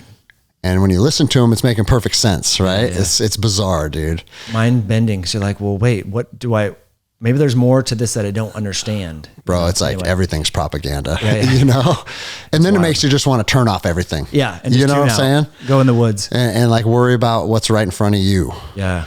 Something I wanted to get your opinion on that I was reading the other day, and it was super fascinating. It was glyphosate. Yeah. Now, what I was reading, and I bet you're very familiar with this, is that, was it Monsanto, the company that developed Roundup, right? And they said, we're going to spray all of our foods with this chemical because it kills, bugs and then invasive plants, right? Yeah, it's an herbicide. So like the weeds. So it kills invasive plants. All right. Now what they said is this compound has been developed to, like on a biological level, not be able to interact with human cells. Right. And what I was reading, it's like, even if that's true, and it may be true, what they failed to recognize is that 90% of the cells in the human body are not human cells. And our entire gut microbiome is made up of species of bacteria that are not human. Right. And their belief was that the glyphosate, while if what Monsanto was saying is true and it doesn't interact with human cells, it still wreaks havoc on all the bacterial cells that create your gut microbiome. Right. I think that's a big mechanism of action, is altering the gut microbiome diversity and ecosystem. But it's also been shown to improve or cause intestinal permeability or leaky gut, which would allow potentially the glyphosate to come in, but other even bacterial particulate that shouldn't be inside the sterile compartments of the body, like endotoxin.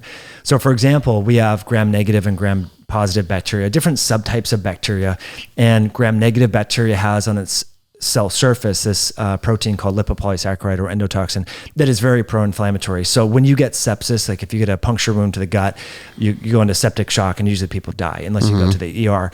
Part of that septic shock is this endotoxemia. But low-grade endotoxemia happens when you eat fast food. You go to McDonald's, drink a soda, French fries, that combination of high fat, high carb, particularly fried foods together, causes intestinal permeability. So it could be that glyphosate is causing that.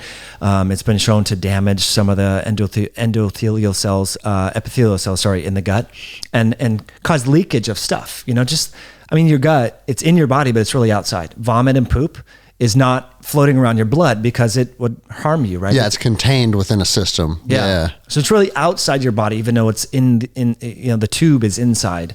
And so you want to contain that. And so when you damage that epithelial barrier, you cause this translocation of crap that you don't need in your body. So I think, Stephanie Seneff at MIT has talked a lot about glyphosate and the mechanism of action, and there's all these different proteins and things like that that it may interfere with. But to me, that's the big one, is that it's impacting the gut barrier. So avoid, bioorganic foods. Look at the EWG, the Environmental Working Group's website. They have the Dirty Dozen, the Clean 15. So foods that you definitely should get organic. But it's not just glyphosate. I mean, there's all sorts of organophosphate compounds that are even used in organic crops that end up, and those impact hormones, the mitochondria. These things are bad. And there's all these loopholes. There's this great book called Fateful Harvest that was actually Quincy, Washington, just on the other, by the gorge. Mm-hmm. So these chemical companies, Cenex and like Monsanto and Bayer, what they do is they actually will pay fertilizer companies to, have you heard this stuff? This is insane. They'll pay fertilizer companies to just, hey, we have some arsenic or some cadmium from like smelting or something, aluminum manufacturing, and they give it to they give it to these companies to sell as fertilizers because they just disperse it on the land. Perfectly legal. The Department of Agriculture. What is the rationale? Yeah, I mean, do they say that like helps plants? They're just like, hey, you're just spreading it around. It costs more for the chemical companies to environmentally dispose of it through like, so just put it on food. Just spray it on food. This has literally been going on for 25 years and no one knows about it. But an investigative journalist actually in Seattle uncovered this story where in Quincy, Washington, a big agriculture area, a lot of people and children were getting these weird cancers and developmental issues and stuff. And the output of the crops where these multi-generational farms started to go down. And some of these, farmers were like, something happened once I bought this one fertilizer. Like I know, and then they ended up suing this big company, Cenex, and exposing this whole can of worms. But this has been going on for a long time. So speaking of kind of tailoring this back to the transgenderism thing, these it's all intertwined, bro. It's all interconnected. Yeah. And so this is where I think just, again, eating more whole foods, going to farmers markets, finding people that are doing true organic, biodynamic farming, where instead of using chemicals, you're using, strategizing, using different bugs. There's a lot of different ways to go about this, to prevent herbivory on the crops. Yeah, you can buy like praying mantis to eat the aphids and things like that. So much things you or can ladybugs. Do. Yeah. Using worms, compost. I mean, there's a lot we can do. But it gets complex, and I know people are busy and they're like, well, what that, Bro, it's hard, man. It is. And even when you feel like you have an awareness to this stuff, mm-hmm. and you understand like what healthy foods are, man, you open your cabinet and it's like, fuck, what's this doing here? What's that doing here? I think a lot of the gluten intolerance issues, because I have a friend who, if she eats one bite of gluten, her stomach gets all fucked up and she's in pain, and it's an issue, right? Yeah. But we travel with this couple to Mexico once a year, and she's like, dude, gluten in Mexico doesn't bother me at all. Mm. And it's, so it's not gluten then, right? Something else. And that's where I know a lot of people are drawing that conclusion, because it's like gluten in third world countries doesn't hurt me. Yeah. But gluten in first world countries does. So it is the chemicals. Yeah.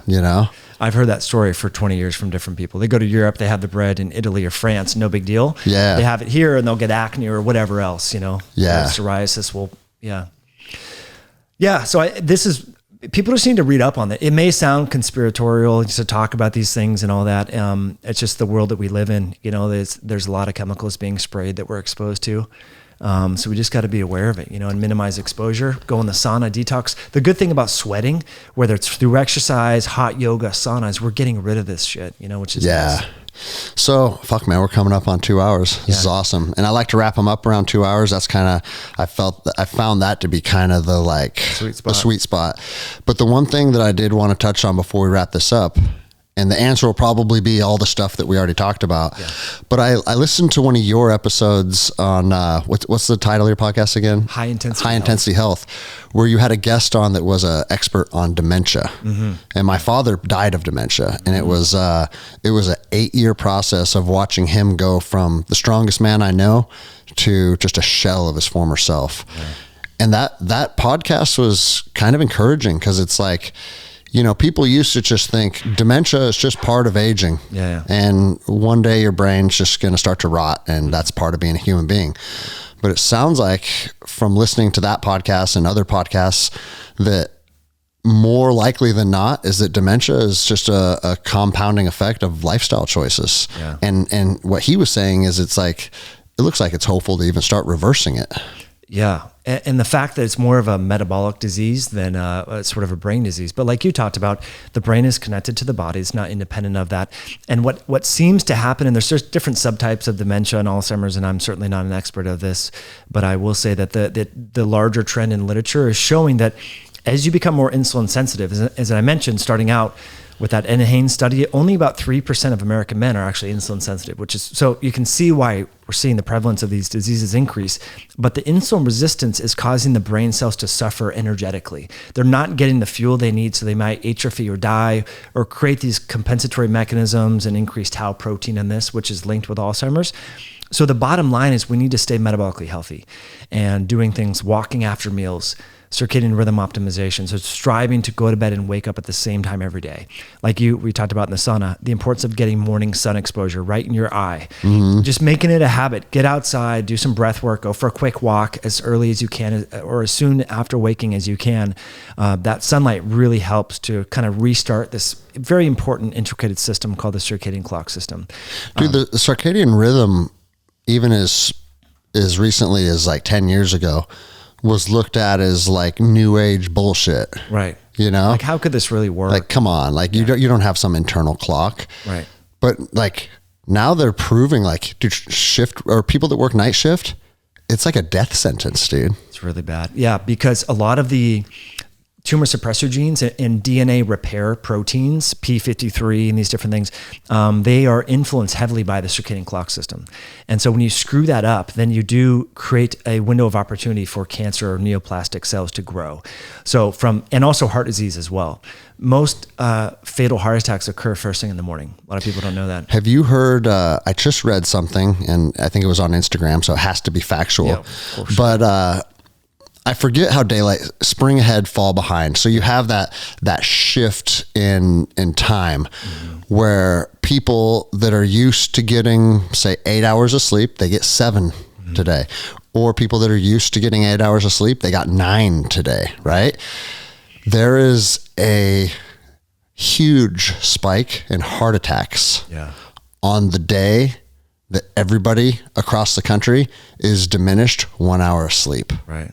You've heard that? I think it's that spring forward one, because that means that people are you're losing. Yeah, you're losing 1 hour. So like, this has been your routine for your months and months, and then boom, you change it, and it triggers heart attacks. Isn't it nuts? This is huge. I mean, is that fucking crazy, dude? If you could look at one part of the body that is most important, I think we talk about the microbiome, and I wrote a book about the microbiome. I think it's really important, but the circadian clock system, I think, is the most fascinating. And anyone who has questions or doubts this, look at how does a woman's body know to menstruate on day 28 or whatever? You know, they're on a cyclical pattern like that. The circadian clock system influences everything. In oncology, what is the mechanism of that? Do you know? Well, I think it is the circadian clock system is influencing the shift in hormones and so on. But I've heard some people say it's literally like influenced by the moon. Well, I've heard that too. Because the moon produces different amounts of light through its different cycles, mm-hmm. and your body is in tune with that. But then also, like, Americans are indoors 93% of their life now. Yeah. You know? Right. And so, we're having anovulatory cycles, or people aren't cycling. Yeah, I mean, I don't understand female biology, because you take two women who cycle at different times, and then they live together or even talk on the phone, and their cycles start to line up. That to me is so fascinating and inexplainable. But let me think about that, because obviously I've heard that before. Yeah. I wonder if that has something to do with like tribal living. Like if a group of women menstruate together, that means that their ovulation cycle would be synced, which means they would be more likely to get pregnant at the same time, right? Which means they would be raising babies at the same time. Yeah. Maybe that's like tribal living. It's like, yeah, exactly. I wonder if in like ancient cultures or like human beings thousands of years ago, you breastfeed off of anyone in the tribe probably. Yeah. Right. You If know you're what a I little mean? short on that. Yeah. So this, going back, because I know you hunt and like animals, elk do this. So they'll drop all their babies at the same time. So that will, because some of those fawns are going to get eaten by bear or cougars.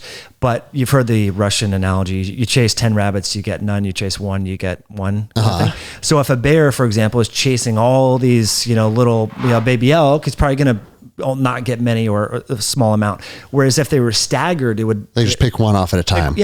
So bro, it's like a school of fish. There's safety in numbers. Exactly.